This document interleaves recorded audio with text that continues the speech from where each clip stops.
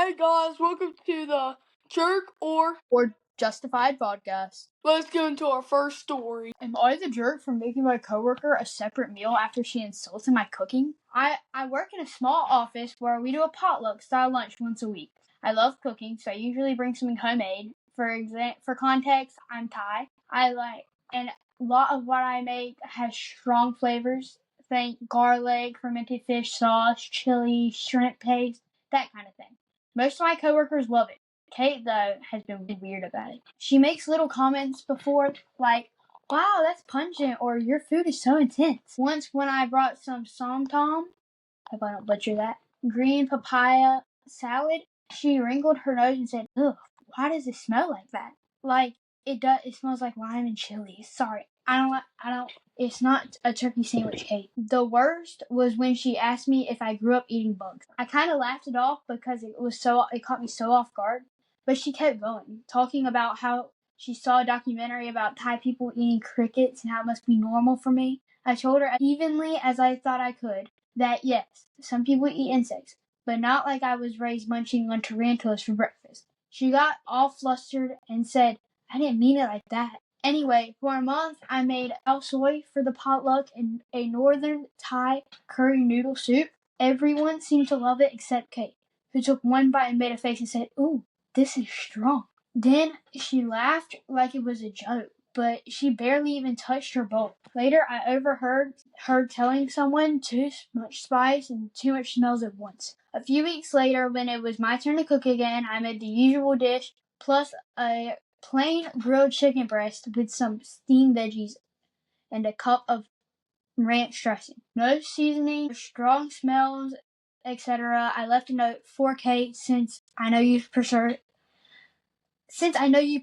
something simple. She was so mad. Said I was singling her out and making her look bad. I told her that I was trying to be accommodating. This is a way to the way she wanted some.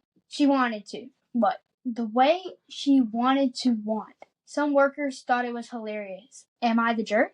No. I did not see anybody being a jerk except her at the end, and her comments weren't like that bad. I know some people would just say, this is disgusting, you need to cook better.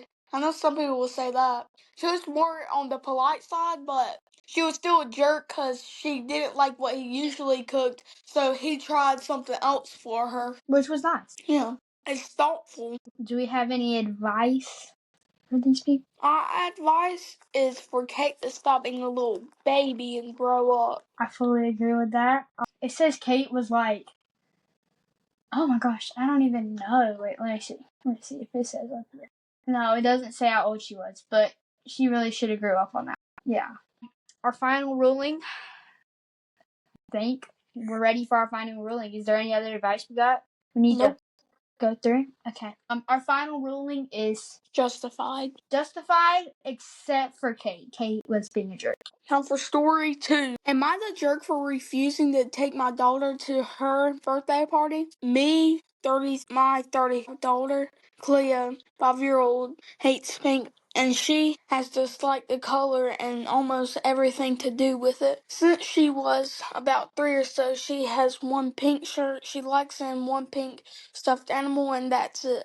My father's partner, Rue, refuses to accept that Cleo doesn't like pink. Over the years, she's made several attempts to push the color onto her. Pretty much every gift she's ever been given her was some shade of pink. No matter how many times I tell her to stop, she has tried to give me dozens of different reasons why I should encourage it. My daughter, to try different shades. It clearly upsets Cleo, but Prue keeps doing it. About a week ago, my father invited me to my husband invited me, my husband, and our children to dinner at his place. He said he and Prue had a surprise for the kids. Right before we left home, my younger sister, who lives with our father, texted me. She warned me that there was a surprise, was actually a small birthday party Prue had planned for Cleo. That alone threw me off because my daughter's birthday was in November. My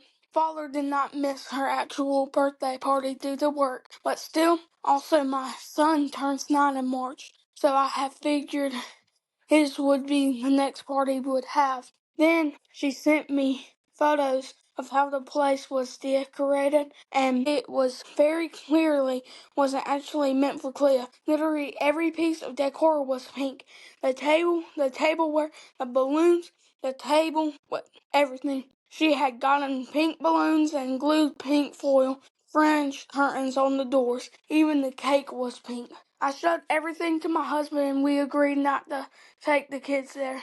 I texted my father the following, "Hey, sister told me everything. We're not coming. We're taking the kids to McDonald's and telling them that was your surprise. You and Prue can come if you want. We're paying." We did exactly that. My father did show up without Prue, and he was cold with us and left 20 minutes after arrival. Okay, so I don't even know what to think about that. Like, who is Prue, the wife or Co-worker. a partner? Okay, so it's like wife or girlfriend or something like that. Okay, it's like they're dating or married or whatever. Why would she do that? Make it pink when Clea doesn't even like pink. I It's feel just like the person that was talking, they're justified. Prue and the grandfather, they're just jerks. I feel like The it's not even grandpa the could have grandfather. said something, but he didn't. And he was cold with them at the end. Yeah, Prue's definitely a jerk. She should not. Well, they should not have done that at all. Especially knowing she despises that color. Yeah, it says it right here. My father's partner, Prue, refuses to accept that Cleo doesn't like pink. Cleo doesn't like pink. Cleo dislikes the color and knows everything to do with it. They should have, just stopped right there. Right there in their tracks. They should have stopped. That's just crazy. So, any advice to give? Don't think you're the jerk in this situation. Stay away from the grandpa and his partner. Move. If you live next to them, move somewhere. Well, that's the thing. They don't live next to each other or they wouldn't be driving. That's true. So, yeah, my final ruling here is Prue is the jerk, and the grandfather is kind of a jerk, and everybody else is justified. Our ruling is everybody was justified except the grandpa and Prue. That's what I just said. Well, you said he was kind of a jerk. He was the jerk. Okay, that makes sense. All right, everybody, that's all we have today. I hope y'all come back next week. Leave in the comments below any stories that you would like us to read for here, Or and we'll even give you something you would like us to try in the next podcast. And remember, stay awesome. Stay awesome. All right, goodbye.